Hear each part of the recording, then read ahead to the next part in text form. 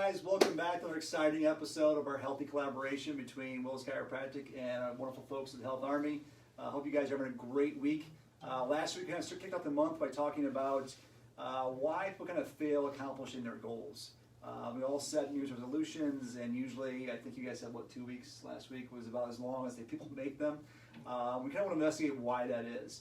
So I'm going to go first tonight and talk a little bit about some things. I coach a lot of different chiropractors to be more successful in their practice and their lives. And one of the things that I've noticed is that it doesn't really matter what you do. It's all about kind of what your beliefs in yourself are. So I use the phrase be, do, have, or kind of beliefs, behaviors, and results. So your beliefs drive your behaviors drive your results, and your results basically confirm your beliefs, and you kind of get this merry-go-round over and over and over again until you get these super strong beliefs about yourself, and unfortunately most of them are kind of negative or self-limiting or limiting. So for example, if you want to try to lose weight, like we talked about last week, every diet program works, every exercise program works, as long as you actually do it. But if your self-belief is that you're always going to be fat, or that you just can't work out, or you don't like to do these things, then we can show you an exercise program, we're going to show you a diet program, but you're really not going to put very much effort into it. So you're going to get crappy results, which confirm your beliefs to begin with that you just couldn't do it.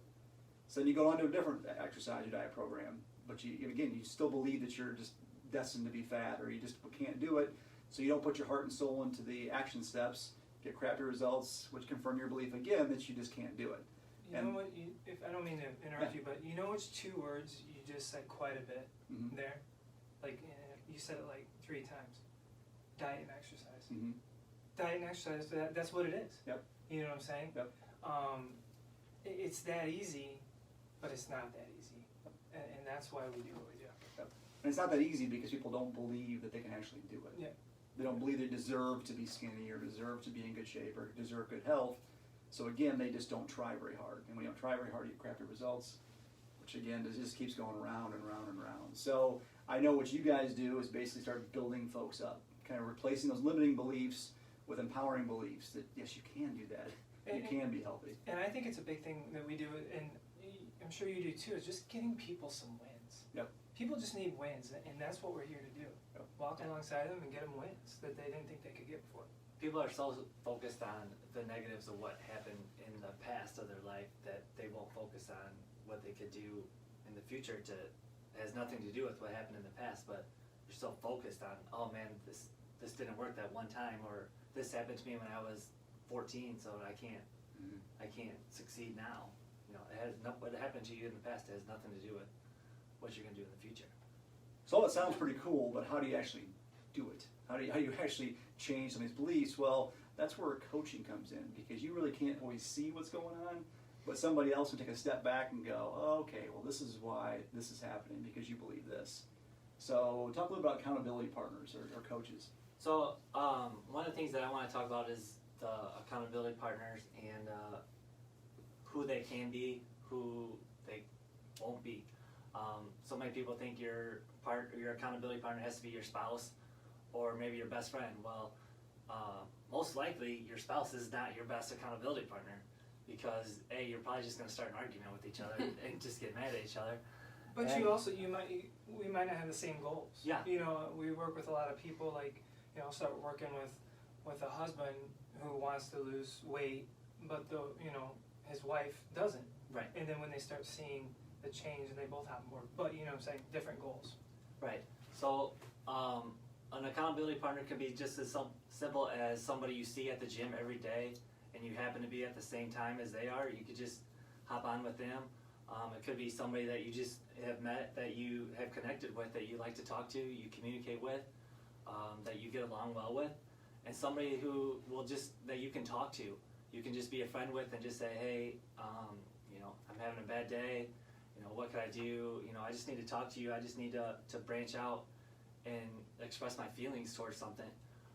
It doesn't have to always be fitness. It could be accountability partner for diet and emotional, like parenting. I mean, all of us that have kids, like, obviously your kids can drive you crazy sometimes. So sometimes you need to reach out to somebody and talk to somebody and just bounce ideas off each other. Yeah.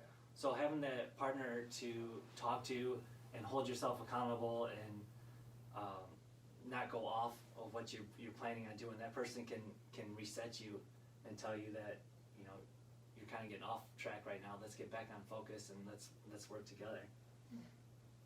So, yeah, I'll just play off that a little bit also. As far as accountability partners go, I think why a lot of people fail is because of a bad week or a bad couple of days, and then they just completely fall off. And no matter what your goal is, it could be work, it could be family related, it could be health related, but when you don't have someone to kind of pick you up when you have that bad week, or tell you that it'll be fine and that there can be successes next week, you tend to then spiral out of control, and that's where the failure starts to happen.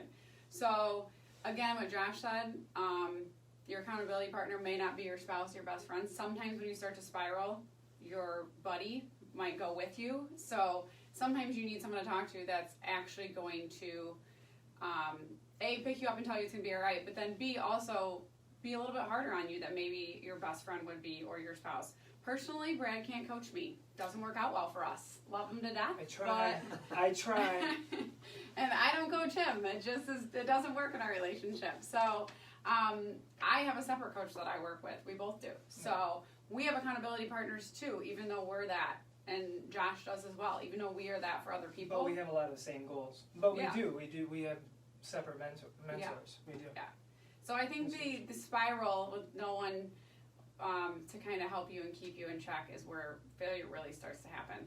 Yeah. I think something you said that's very, very important as well is that a lot of your limiting beliefs actually come from what you hear from your family, your friends quite a bit. Mm-hmm. So having them be your accountability partners isn't the best idea, just because they're usually the ones that are like, oh, it's okay. You know, Yeah. You're, No, but you're just always seriously. that way. Yeah. So you need to find somebody that's going to be truthful for you. Yep. And I think, I can't remember which one of you guys said it too, that your goals need to be yours. Because, why do you want to lose weight? Well, because my wife wants me to lose weight. Probably not a very good Doesn't goal. work. Or it's Yeah. not going to work. But again, find the right accountability partner who's going to tell you the truth is huge. I've been coached my entire career by somebody outside of, Rochelle that can tell me either, yes, I'm doing well, or no, I'm not doing well. And I'm 9 times out of 10, I can't even see it because I'm in the action, I'm doing everything all day long. But you need somebody to step back and say, hey, this is what's going on. This is what you need to do to get better. And I think a big thing is, and you kind of just touched on it, but you need to start, people need, and I had to do this, and I think you guys know this, start getting around successful people. Mm-hmm. Start getting around people that have done what you want to do. People that, are better than you. I think we're afraid of that a lot of times, I don't belong, with this person that's better than me, but where you don't belong is if you're the smartest person in the room. Now it's time to get out and get around more successful people. Yeah. You know what I'm saying? And here's another thing that just destroys people. This word, I think I said it last week, patience. Mm-hmm. I talk to so many people about this. Here's the thing. People have sprinting shoes on, right? I tell them all the time, start taking your sprinting shoes off, okay? Because this is not a sprint. We take them off, your sprinting shoes. And I don't know if I had sprinting shoes. I think I could. But take your sprinting shoes off, and we have to put our marathon running shoes on. Because it's a marathon, right? We think it's going to happen overnight. You also need to spray some deodorizer. And now, yes, and now, it's I things did to put do. clean socks on. I did put clean socks on before we go, but You need clean feet. get your sprinting shoes off and strap on your marathon running shoes, and I'm telling you, you're going to be so happy you did. But you have to get in that mindset if you want to accomplish what you want to accomplish. Yep. But that word patience, I'm telling you, it's huge. It was huge for me until I learned that. You said aggressive patience last week, right? Yeah. Well, I said aggressive patience, and that's my mindset. I like that word. But and again, aggressive patience being Yeah. the day in and in the day out, being aggressive and then day in and day out, but being patient in the results. Yep. One little thing I read today, it said stop worrying about every event that you're doing right now and start asking yourself, is this what I can do right now to reach my goal? Stop and think for a second before you choose your answer. Yeah.